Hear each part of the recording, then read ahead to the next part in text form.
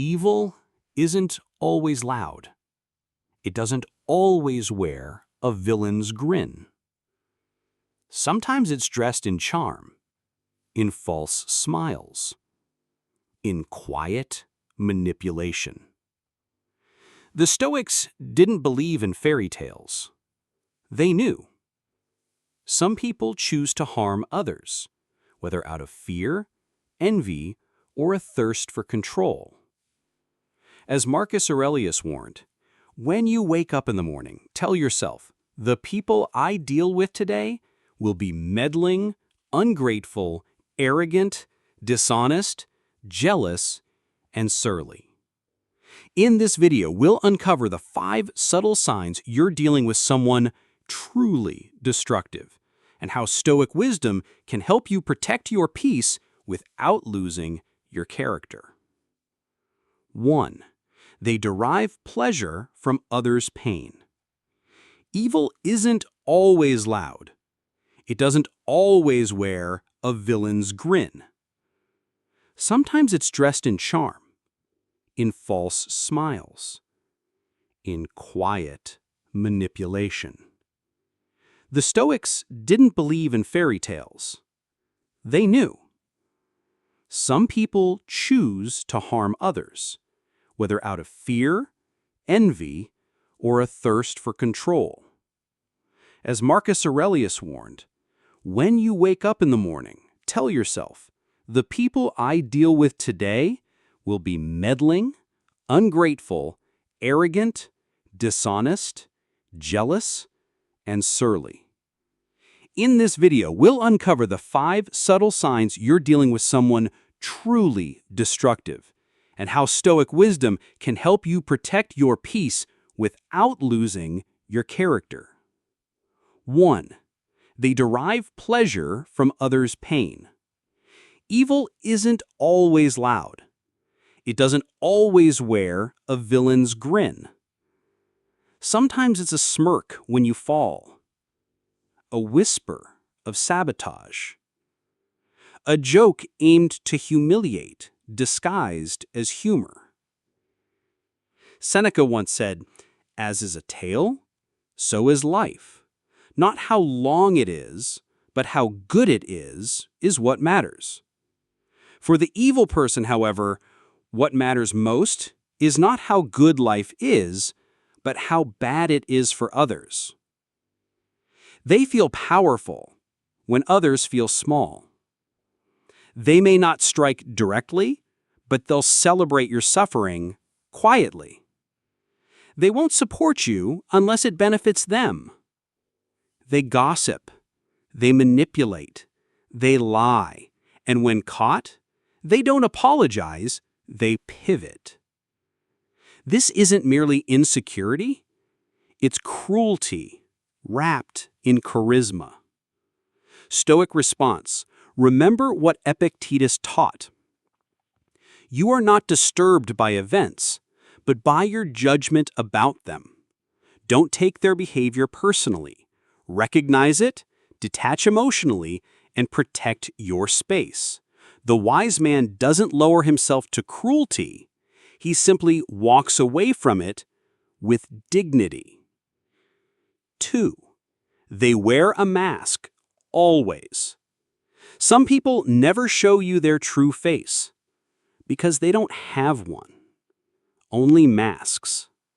One for the workplace, one for friends, one for family, and another for you, shifting constantly depending on what they want.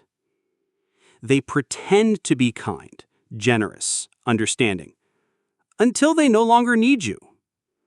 Marcus Aurelius wrote, "Waste no more time arguing about what a good man should be. Be one." But the evil person doesn't want to be good, they want to appear good. They lie without guilt.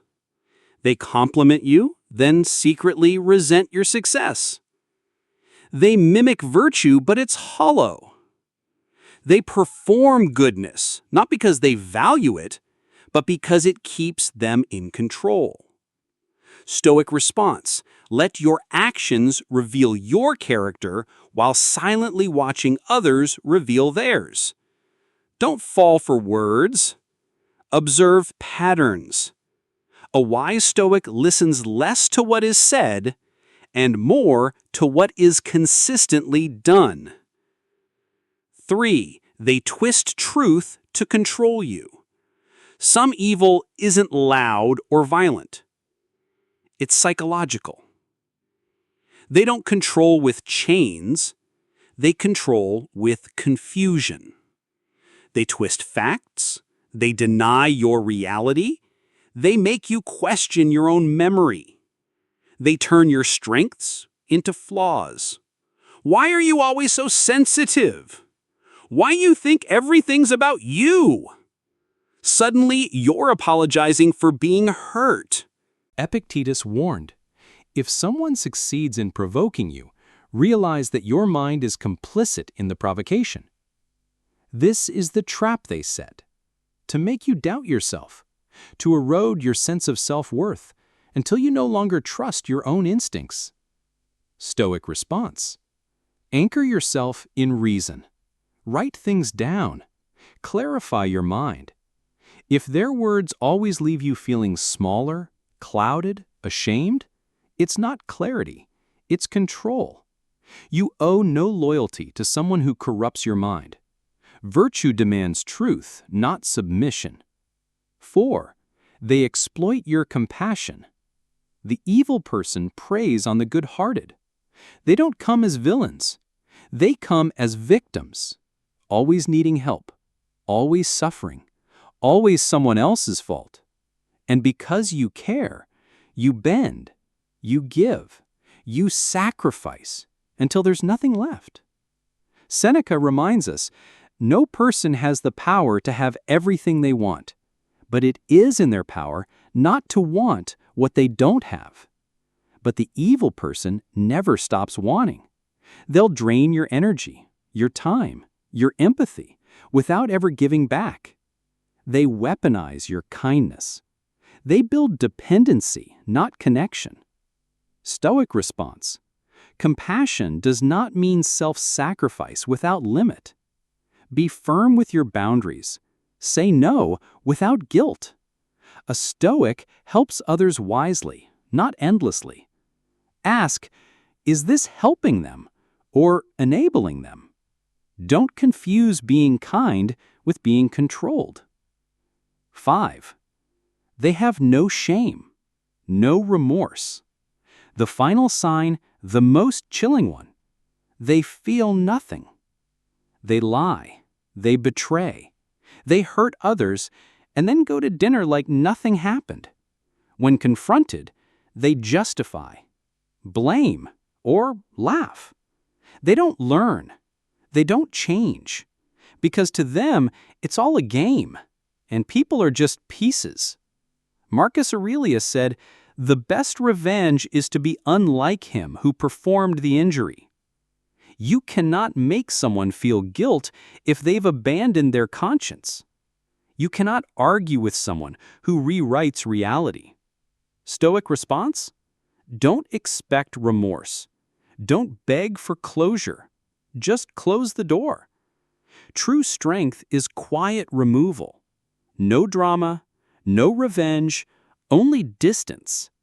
And the greatest peace is knowing they no longer have access to your inner world. Evil exists not as monsters under the bed, but as people who abandon virtue for power, pleasure, or pride.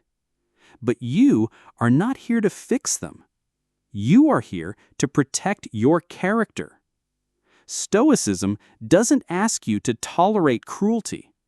It asks you to rise above it, to see clearly, to walk away bravely, to return to what you can control: your mind, your actions, your peace.